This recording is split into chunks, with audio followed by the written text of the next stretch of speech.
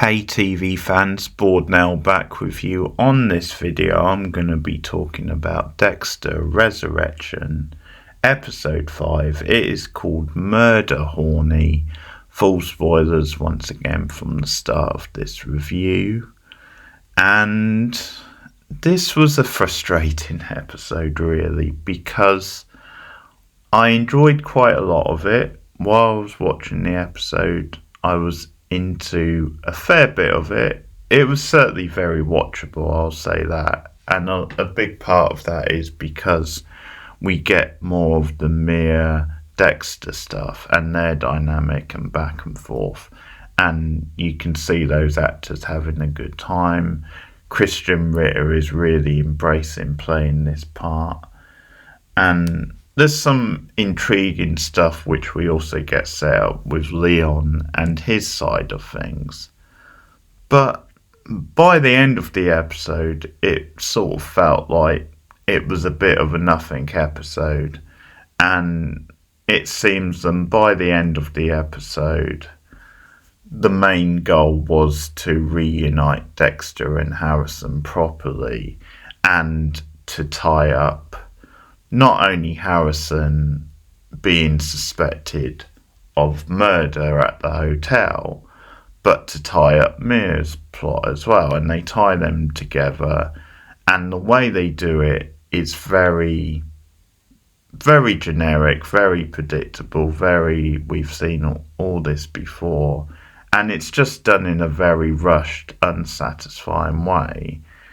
And if this is the end of Mia's plot, I guess there's a bit of a doubt because of the end of the episode. I'll talk about that in a bit. But if this is the end of it and the way they've chosen to neatly tie it up like this, it's not only rushed, it's very unsatisfying, and it feels like a waste. And it's something which I was concerned about this show doing, because it does seem like the main obsession is having the Dexter Harrison stuff. The cliffhanger from last week with Dexter and Harrison and Dexter approaching him as he's about to go to the police. One thing I questioned in the last couple of episodes is, how did Harrison not hear from the hospital that Dexter had come out of the coma? Well, that's explained in this opening scene, because it turns out he never knew Dexter was in a coma. I'm not sure how that's really possible. I guess just because he moved to the city soon after he shot his dad, and I guess he left him for dead, so just assumed he was dead. So Dexter goes into this whole thing about how the temperatures kept him alive. Harrison, not surprisingly, is reluctant, and he's mad about his dad lying to him. He brings up the whole history to do with the Greta and Debs, and that's when he mentions that Batista came to visit him and brought all that stuff up. And Dexter says, well, he spoke to Batista as well, and he's got nothing concrete. This scene becomes a cheap excuse just to shoehorn scenes from the last series, Original Sin, in, because he starts talking about how he also went after a rapist who basically tried to rape Deb when they were younger. We get a clip of that, which again I'm guessing is from Original Sin. I only saw one episode of that show, but I'm guessing that's where it's from. And also we get Dexter's first kill, which of course we would have seen in Original Sin as well. So that cheapened the scene, because it just felt like these cheap excuse just to have scenes from that previous show. So quite cringy sort of stuff. But by the end of the scene, Harrison has stormed out once again. The fun line about Dexter being slasher villains as well. Harrison mentions Michael Myers, and he also references Jason, although he can't remember his name. So that's quite a fun line. Dexter contacts Mia to have a date, and this is quite a fun little gag because he sees a poster for Swan Lake, and he invites her, and she's straight up front says that sounds horrible. And there's this line about how Swan Lake is where people go to pass out, basically. And she's like, you got anything else? And he invites her bowling. Get to know each other over a bowling date. She wins.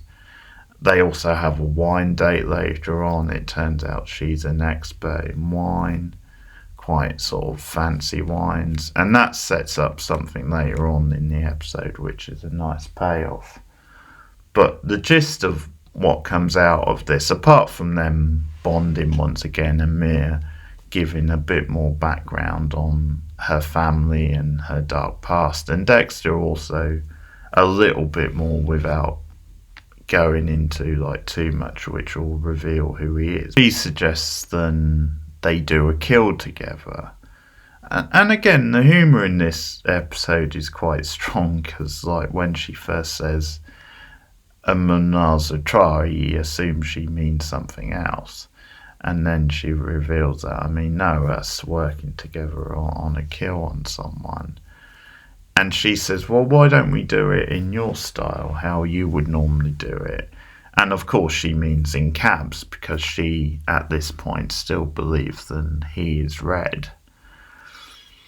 And he reluctantly agrees to go along with it. But the twist to this stuff is then he's been believing that she only goes after rapists. And she points out that's not true. That's the media like hyping me up. Like, again, she's calling out some sexism here, because she's saying that when it comes to the media, if it's a female serial killer, they always have to have like a vendetta or like a reason for their killing. So she says that, hey, it turns out a lot of them are scumbags or may well be like rapists, but that's not necessarily why I do it. She says, sometimes I just have the urges that need scratching, and so I do just get off and kill in a lot of times, regardless of which. And you can hear Dexter's thought reacting to this. It's like, oh, okay, yeah, not the news I wanted to hear. So he reluctantly agrees to go out on like a kill with Mir, but when things are in danger of going too far, he like finds an excuse to like back off. She calls him out on, I think you've got performance anxiety, and she just says, I'm really disappointed, this isn't quite what I expected. And she says, well, if you change your mind, call me. If not, I'll see you at the next meeting. She says, I'm going out now, and I'm going out on the hunt. So she goes to this bar. So as she like flirts with this guy and seduces him and ultimately brings him back, Dexter has gone over to her apartment, and we later see him watching from across from another like building as they come home and they continue up. And this is where the wine stuff comes back in, which is a fun little payoff, because he says, I don't like such and such wine. I think it's like Bollinger or something. And she's like, well, that's why you've got to die, and knocks him out with a wine bottle. So that's a good, fun little line. So Dexter calls the police to save this guy's life. And he's amping it up on the line and saying, yeah, she's going to kill this guy in her apartment. And she said something about being Lady Vengeance. And he's really, as I said, amping it up to convince them that you need to come out and this is serious. And they come out in full force. So she's got this guy strung up and is about to do like really bad things to him. And they burst in at just the right moment and arrest her. But the twist is then Dexter has stitched her up and set her up for the Ryan murder. He's planted a piece of evidence from that crime scene and planted it in Mia's apartment, and also well, there's other stuff there that reveals that she's gone out after these other guys, supposed rapists.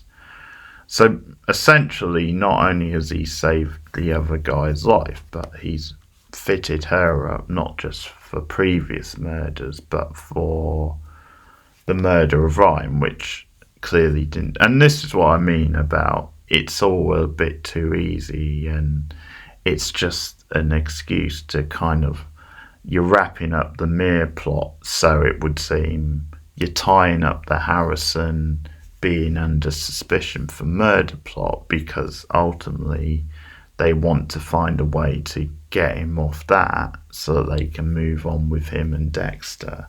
And this is the way to do it. And it just seems like a very clean-cut, easy and unsatisfying way to do all this. It's not very interesting at all to watch. It's all just a bit too simple and a bit too neat and tidy. And to be honest, it does feel, like I said, like a waste of Mia and her stuff, because it seemed like they were setting up some promising stuff, and it just seems like it's been whittled away very fast. Now, the final scene of the episode is interesting because Charlie, the Uma Thurman character, does visit Mia in prison, and Mia says, "No excuses, I fucked up, I know I did, but don't worry, I'm not going to ask for money, I'm not going to cause any trouble." And Charlie says, "We appreciate that, our mutual friend appreciates that, and that's why we're going to make your stay here as painless and as short as possible." Now, what's interesting about that final line is you could read it one of two ways. You could read it as, like, as short as possible. It could mean that, are they going to make it so that she dies from the inside? Like, are they going to kill her inside? Maybe in an agreed way with Mia. Or does she just mean they're going to find a way to break her out? Because it seems like they have certain resources, certain connections. We may well see more of Mia in the plot. I'm not too sure. It just felt like this whole storyline, this episode, and the way it suddenly took a turn once Dexter found out, then she didn't necessarily go after just rapists. It just felt like it was a quick reveal and then answer to wrap her stuff up and also get Harrison off the hook. There's one scene with Batista in the episode where he sees on the news that Mia has been arrested in connection with all this stuff, and he reacts in a certain way. It's like, what the hell? So there's not much to go on with that, just then he smells a rat because he's pretty sure she didn't do that. She didn't kill Ryan. Harrison hears on the news about what happened, and he comes to see Dexter, and he goes in quite, and he seems quite pissed because it's like, did you do it? And Dexter fesses up to it. Dexter goes over the past and tells Harrison for the first time how his mother died and about Trinity.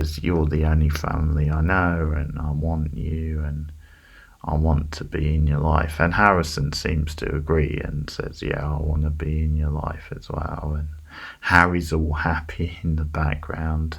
And again, like I said, that seems like one of the big missions of the episode, to get them back united.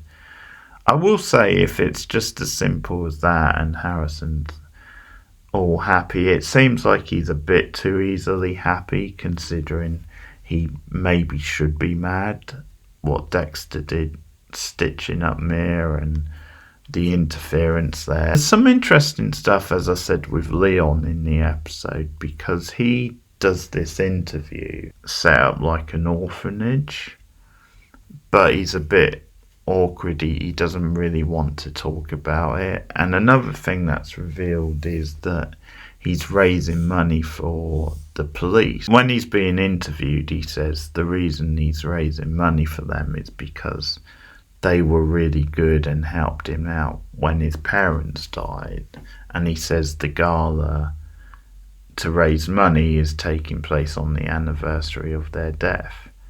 So this stuff is intriguing because, again, you're not quite sure how much of this is bullshit and how much of it is the truth. And it does add sort of intrigue and layers to Leon's character. He could be one of those characters where he does do crooked things, but he uses some of that stuff to make money and actually do good. Like, he could be one of those characters. Because of the work he's doing with the police, he actually has connections to them.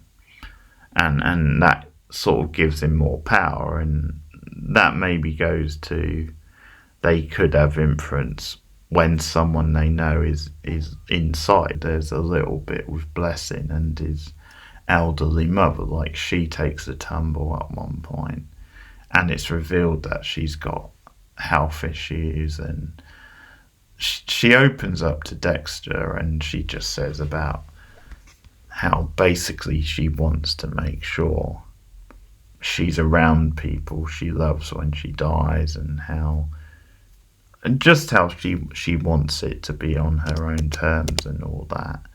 And I'm not sure if that's going to lead to something like maybe Dexter ending her suffering later in the season. Like, he might find a way to kill her humanely, or if it's just something where it's linked to family, so it makes him, it might just be then it's a catalyst for him wanting a relationship with Harrison once again.